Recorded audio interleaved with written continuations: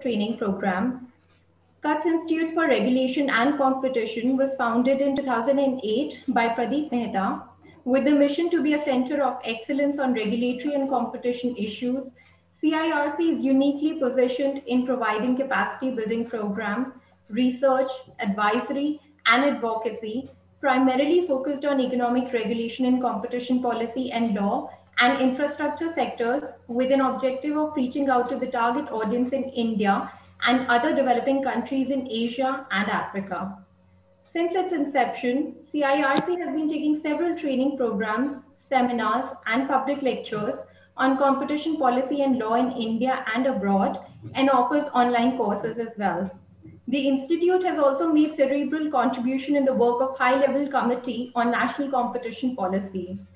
A sister organization, Consumer Unity and Trust Society, known as CUTS International, established in 1983, has built up a formidable reputation as a leading research, advocacy, and networking group engaged on issues of international trade and development, competition, investment, economic regulation, human development, and consumer protection. It has 6 overseas centers in Geneva, Vietnam, Washington, D.C., and 3 in Africa. It is accredited to many intergovernmental and multilateral bodies such as WTO, UNCTAD, UNDP, World Bank, Asian Development Bank, etc. Winter School is a flagship event of CIRC organized annually. In collaboration with globally renowned organizations, CIRC has organized 5 editions of Winter School in the past in India in a physical setting, but in these unprecedented times of Hi, COVID, Bibi is speaking. I'm sorry.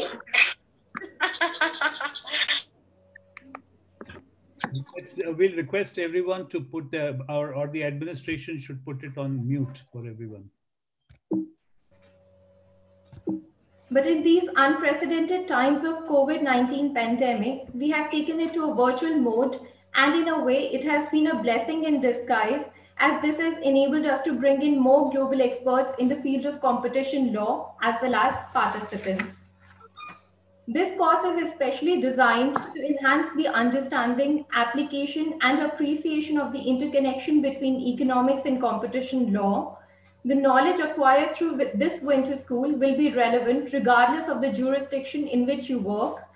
Case studies, decisions, and approaches from the US, EU, and developing countries will be discussed within a common analytical framework strongly based on economic theory. Now I would like to invite Dr. Arvind Mayaram, Chairman of CIRC, for a formal welcome address. Dr. Mayaram is an Indian Administrative Service Officer of 1978 batch belonging to Rajasthan cadre. He's a former Finance Secretary of India. Presently, he is also serving as an economic advisor to the government of Rajasthan. Dr. Mayaram, over to you. Thank you very much. Cataclysmic events disturb equilibrium and result of change. Sometimes the changes are permanent in nature and lead to a new equilibrium. COVID-19 has changed the world in many ways, including the way competition is understood in terms of economic development. The COVID crisis has brought forth a new perspective to the global supply chains, which suffered heavily due to nationwide lockdowns all over the world. As some essential industries like pharmaceutical production are completely outsourced by various jurisdictions, the governments wanted to move towards independence from interdependence, and several rules were changed to accommodate this. For instance, there is a major shift in the attitude of the competition authorities towards cooperation between the firms.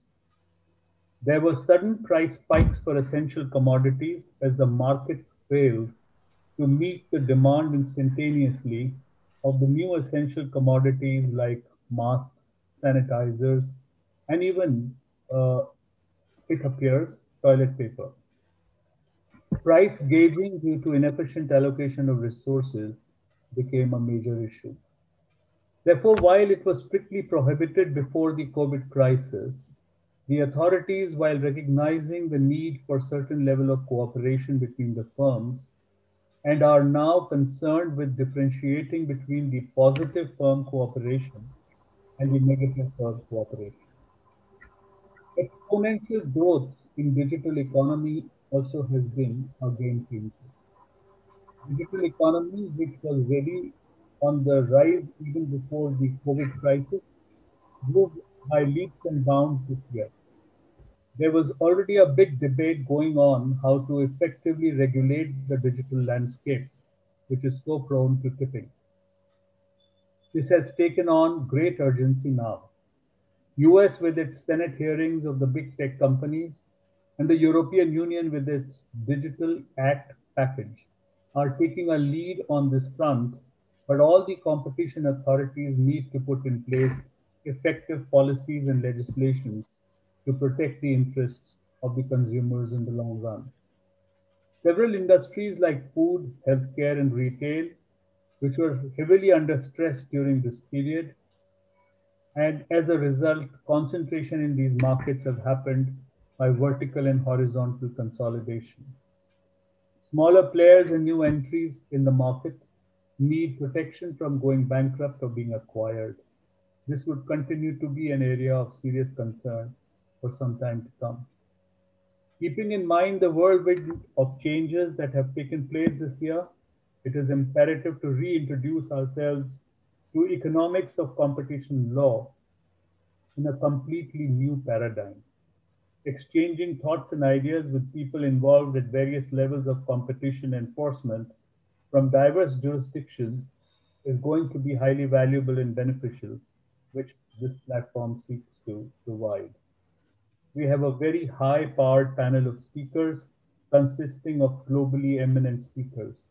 I'm confident that the participants of the Winter School from across the world will immensely benefit from the experience and the depth of knowledge of the speakers during this week-long series of interactions. I welcome all the speakers and the participants to the Winter School. Thank you. Thank you, Dr. Mairang, for your words. Indeed, there is now an urgency to revisit competition enforcement in the wake of COVID-19 pandemic, as well as the expedited digital transition. And this Winter School will help the budding competition practitioners build a strong foundation in this area. Now I would like to invite Pradeep Mehta to give a keynote speech, although there's no need to introduce him in the competition world, but for the benefit of all, I'd like to mention Pradeep Mehta is the founder and Secretary General of CUTS International and founder and treasurer of CIRC. Among several advisory positions, he has been or is honorary advisor to the Commerce and Industry Ministers of India, Trade, Commerce and Industry Minister of Zambia, and to the Director General of the WTO.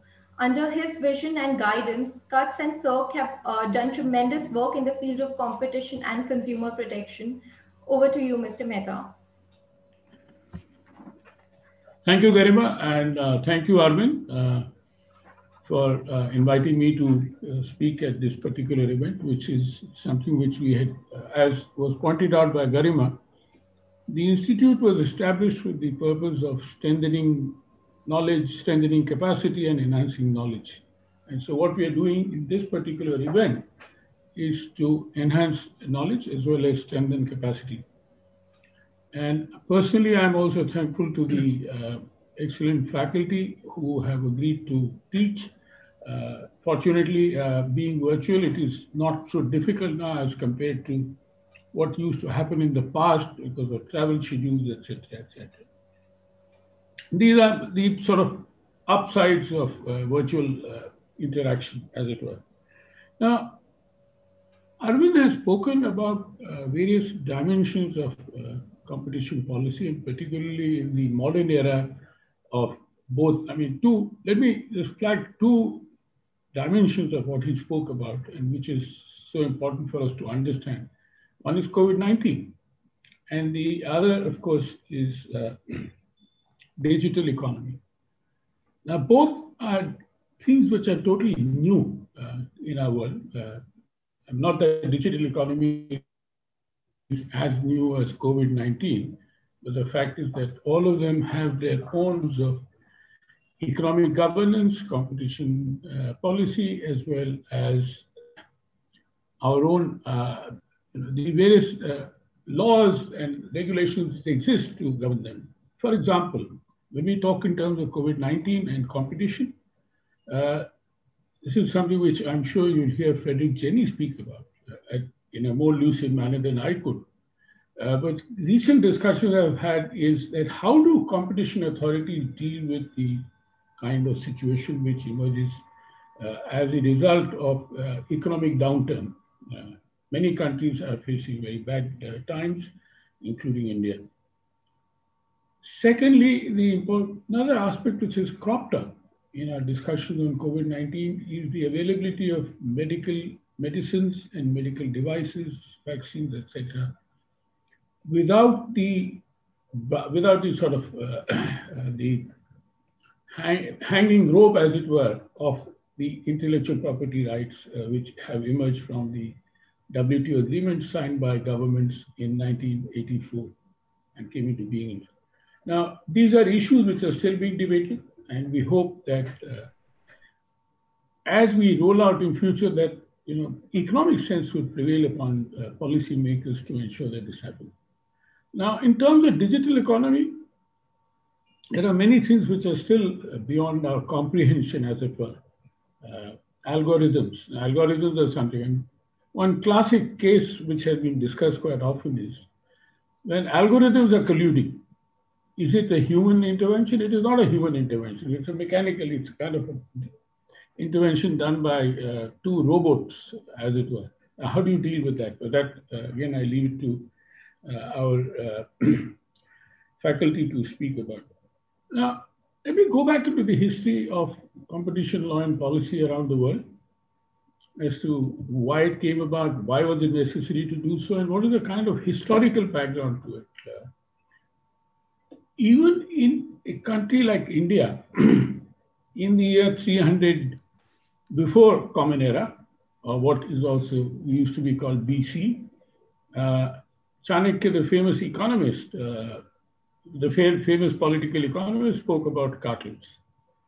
Now, every other law which evolved dealt with cartels in one manner or the other, etc. And there's a very famous expression of Adam Smith, who said that when people of the same trade get together, they just don't get together to make merry, but also to talk about how they could best exploit the market in their favor. Whether they are buyers or they are sellers, both. Now, secondly, what was also argued, and this issue came up at the WTO, the World Trade Organization, that it should look, the World Trade Agreement should also cover competition policy, among other new policies, investment policy, etc., etc. Fred Jenny chaired the working group on trade and competition policy. The point there was that there are so many international trade practices which impact competition. And can we have an international or multilateral understanding on it, and so on? That did not work out for various political reasons rather than economic reasons. But the fact remains that in spite of those discussions at the WTO, large number of countries were drafting new competition laws. At the time of 1985, about 35 countries had a competition law. Today, the number is about 150 and expanding and increasing, including the former communist countries, current communist countries, fragile economies. I mean, everywhere possible, people are talking about having a competition law. It is no longer a rich country luxury. That is what an argument was made at one point of time, that this is not required for developing countries. We are able to manage our markets in the best manner possible. Now, some of the main purposes of a good competition policy and law is to provide the safety nets or the regulatory safety nets, and also to promote economic democracy or industrial democracy, as it's also said. If you look at the history of competition law, it is widely understood that the US was the first country in the world to draft and adopt a competition law. On the contrary, it was Canada which drafted the first law in 1889, and the US drafted its or adopted its law, competition law in 1890, except that the vigorous competition of the US competition law, what is also called antitrust law, is what people then imagine that US is the first country in the world. Now, interestingly, both the US laws and the Canadian competition laws were as a consequence of agrarian unrest. Demands made by agriculturists that they could not sell their produce in the market except through these combines, or that is how the word antitrust came, because in the US, these combines or cartels were called trusts. But I mean, one can always think that, why antitrust is such an oxymoron. Yeah, that is how the word antitrust came in. Now, if you go down further, I mean, in some other countries, for example, in Finland, there was a typical case, again, agrarian interest.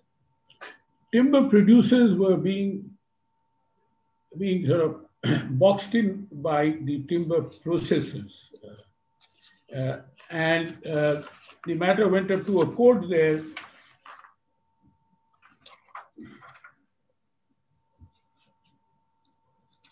Excuse me, this is the right reference.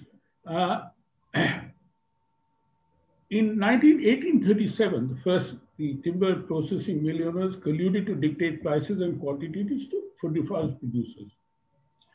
1837, the court struck it down, but the result of that was that the debate remained dormant till 1948, until it was raised with renewed vigor. This catalyzed the formation of a committee which led to the first competition law in Finland in 1958.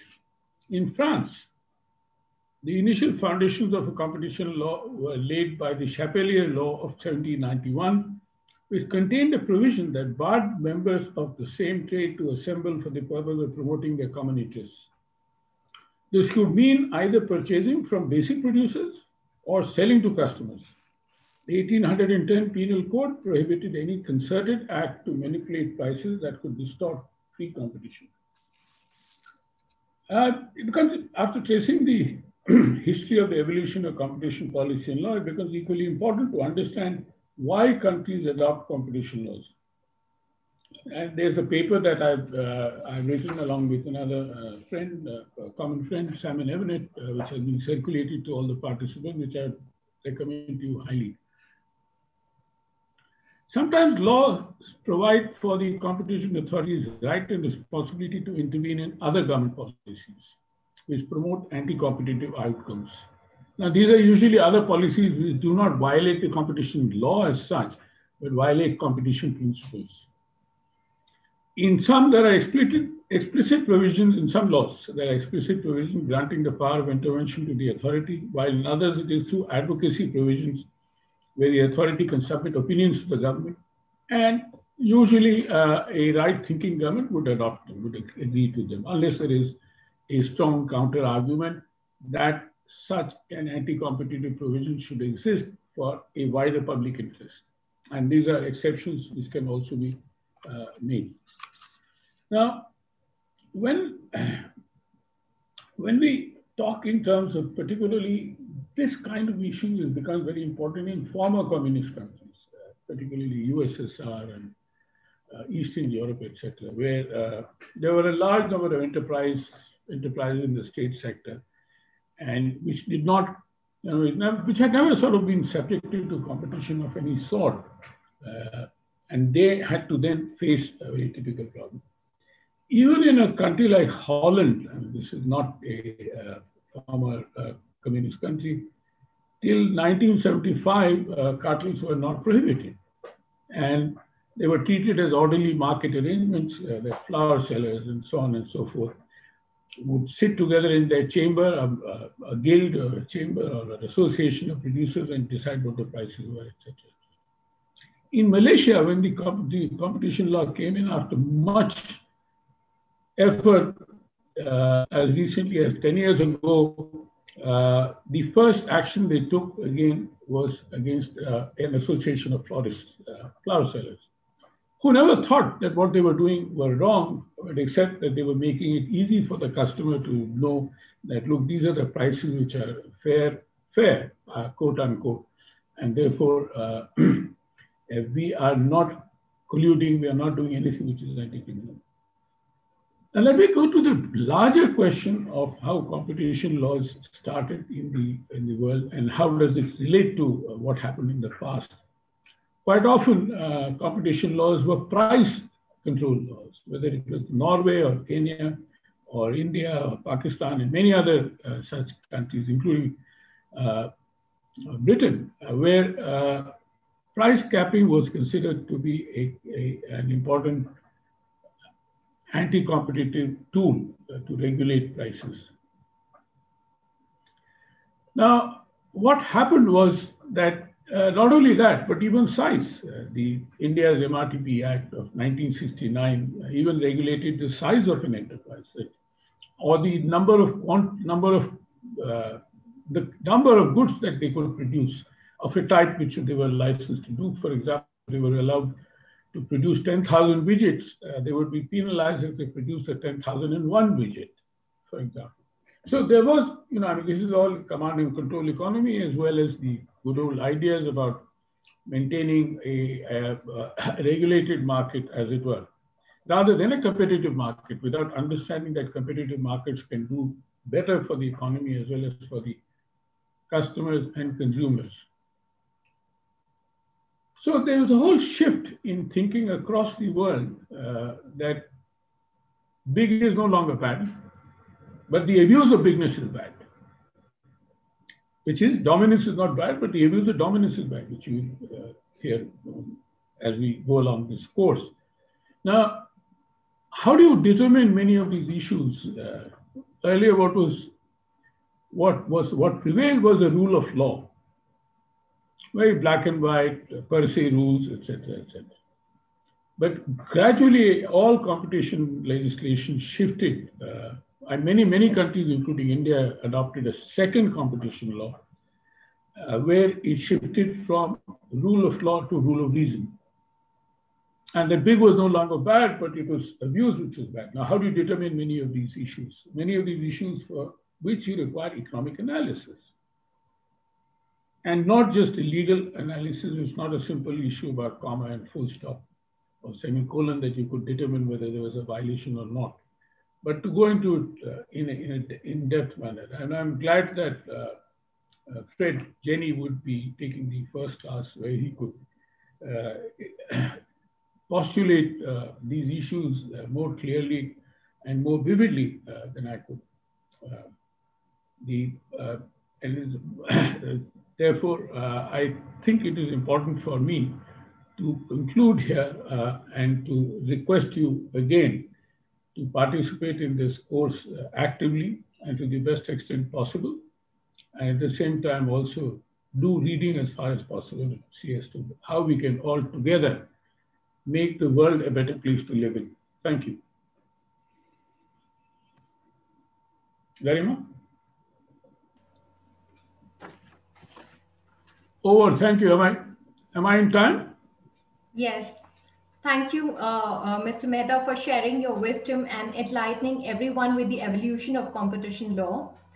This winter school is a 6-day training program for from today, that is 14th till 19th of December, wherein we have 8 speakers. Today's session is on Economics of Competition Law by Frederick Jenny, Chairman, OECD Competition Committee. On the 15th, the session is on Horizontal Agreement by Dr. Rhonda Smith, Senior Lecturer, University of Melbourne, and former Commissioner, Australian Competition and Consumer Commission. I was notified this morning that Dr. Alan Fels, former Chairman, ACCC, will not be able to co-present with Dr. Smith now, as he's just had an unexpected operation and is advised bed rest. 16 December is Vertical Agreements by Payal Malik, Advisor, Economics, and Head Economics Division, Competition Commission of India.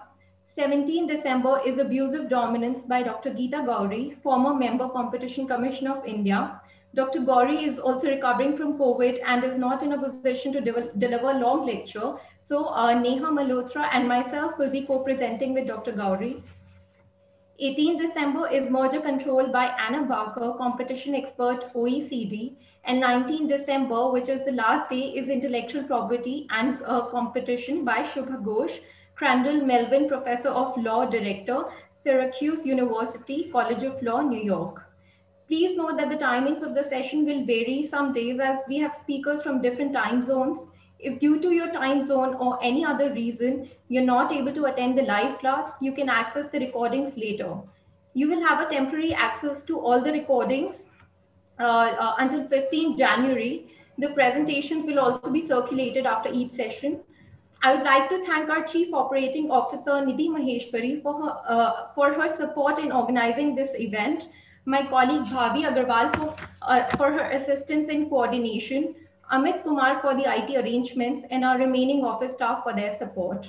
If you have any queries or concerns during the winter school, please do not hesitate to reach out to me or my colleague Bhavi. Thank you all for participating in our training program. We hope that this training is insightful and enjoyable to you all. Now let's do a quick round of introduction of all the participants.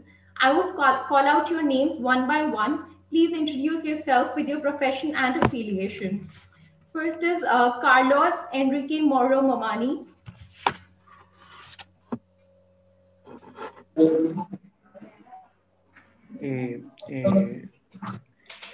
Carlos.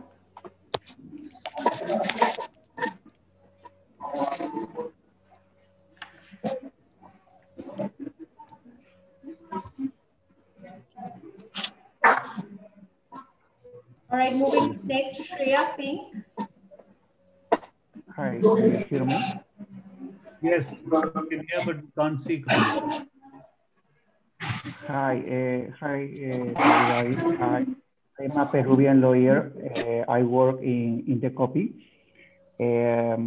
I'd like to increase my knowledge about the economics of competition law, and I am excited to participate in the course. Thank you, Carlo.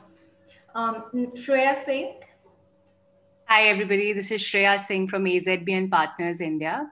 I'm really happy to be part of this group and looking forward to learning a lot in the next few days. Thank you. Mohit Gauri.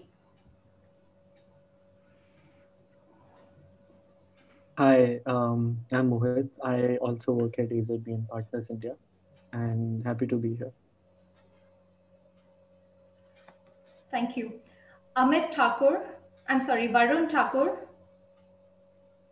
Hi, I'm Varun Thakur and I also work at AZBN Partners and equally excited to be a part of this and to gain some insights for the next few days. Thank you. Mel Marquez. Greetings, everyone. I'm a lawyer, an academic. I'm based in Melbourne. It's good to see everyone. Look forward to learning something about economics, and I look forward to the week's events. Thank you. Nikita Mayers. Hi guys, I'm Nikita Mayers from the Barbados Fair Trading Commission. I'm the current acting chief economist, and I look forward to a very insightful session this week. Thank you. Thank you. Anthony Topman.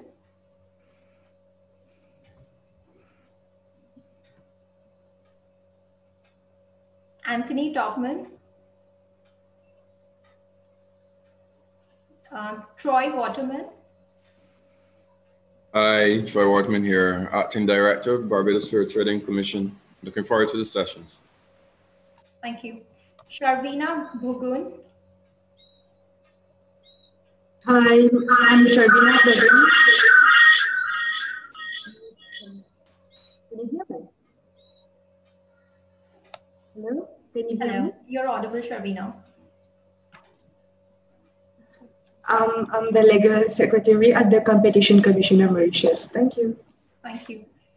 Rivashini.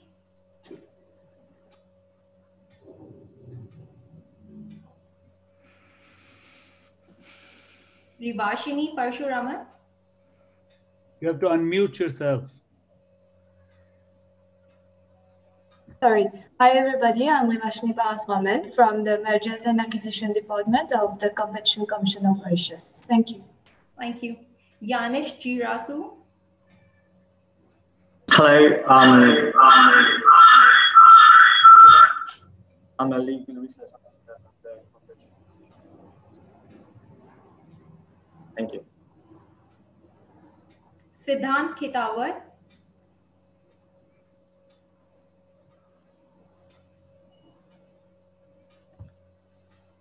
Satvik Mohanty.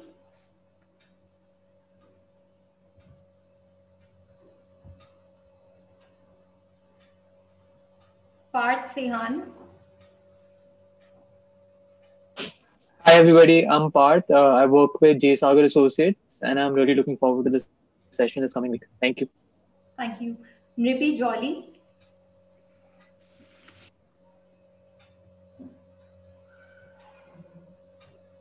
Hello. You're audible. Hello. Okay. Hi, good afternoon, everyone. This is Nripi this side from Jyoti Sagar Associates. I'm looking forward to a wonderful learning experience in the near future. Thank you. Aditi Khanna. Hi, I'm Aditi Khanna. I'm also with JSA, Delhi, India, and I'm looking forward to this week's session. Thank you. Priyanshi. Good afternoon, everyone. Am I audible? Yes. My name is Priyanshi, and I am pursuing LLM, my master's degree in competition law from Jindal Global Law School. Really looking forward to this session and the insights. Thank you. Thank you. Shane Nichols. Hi, good morning, everybody. I'm Shane Nichols from the Barbados Fair Trading Commission. I'm really looking forward to the session. Thank you. Utsav Soraut.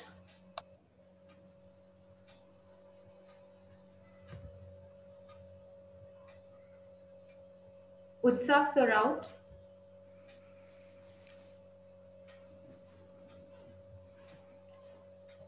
Shahbaz Khan.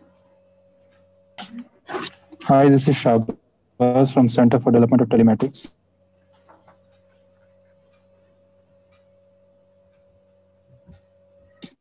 Government of India.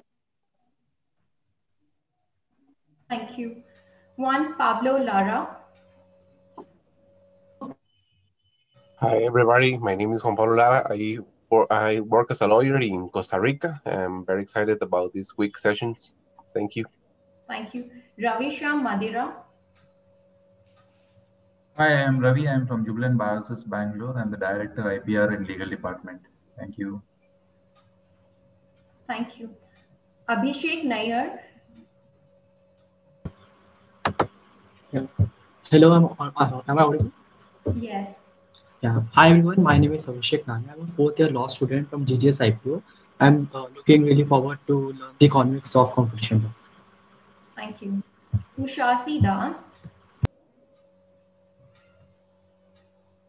Hi, I'm Ushoshi Das. I work with the Corporate Legal Department of ITC Limited, and I'm joining in from Calcutta. I'm very excited to be here. Thank you. Thank you. Rohan Chusiwala. Hi, I am Rohan. I am part of the legal team at Jubilant Life Sciences Limited. Thank you. Deepti Jethli.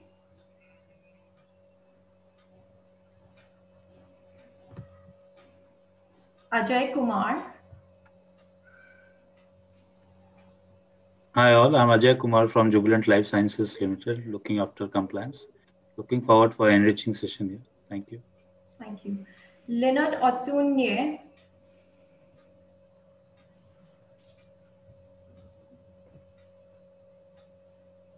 Leonard, you have to unmute yourself. Oh yeah, I'm sorry about that. Okay.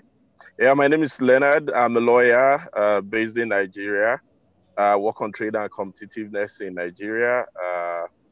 I work for the Center for Trade and Business Environment Advocacy and also as the representative of CUTS International in Nigeria. I look forward to the week of learning. Thank you. Thank you. Shubhangi Heda. Hello. I'm Assistant Policy Analyst at CUTS International, and I'm looking forward to the sessions. Thank you. Thank you. Ujjwal Kumar. Hi, I'm Ujjwal Kumar and working as Policy Analyst with CUTS International. I'm also a lawyer by training and look forward to learn some economics to enrich my learning into the competition law implementation aspects. Thank you. Thank you. Paridhi Galundia. Hello everyone, I am a fourth-year law student at the Institute of Law, Nirma University, and I'm looking forward to all the lectures. Thank you. Supriya Julka. Hello everyone, I'm a fourth-year law student from Institute of Law, Nirma University, and I'm really excited for this 1 week winter school. Looking forward to learn with you all. Thank you. Thank you to all. Now we begin our first session. Our first session is on Economics of Competition Law by Dr. Frederick Jenny. He's a professor of economics at ESSEC Business School in Paris. He's a chairman of OECD Competition Committee since 1994 and co-director of the European Center for Law and Economics of ESSEC. He was previously non-executive director of the Office of Fair Trading in the United Kingdom, judge on the French Supreme Court from 2004 to August 2012, vice chair of the French Competition Authority 1993 to 2004, and president of the WTO Working Group on Trade and Competition 1997 to 2004. Professor Jenny holds a PhD in economics from Harvard University, a doctorate in economics from University of Paris, and an MBA degree from ESSEC Business School. We are honored to have you here today, Dr. Jenny. I would like to make a few house announcements. It's a virtual classroom, so we'd request you to keep your videos on while attending the session so our speakers can see and interact with you all. Your audios will, however, be kept muted unless you have a question for which you'll be required to raise hand first. There's a 15-minute halftime break after 2 hours of the session. I'd request you all to be back in time to the session. We have assigned last 15 minutes of the session. Dr. Jenny prefers question answers throughout the session, so you can ask questions anytime by raising hand. I hope you enjoy the session. Dr. Jenny, over to you.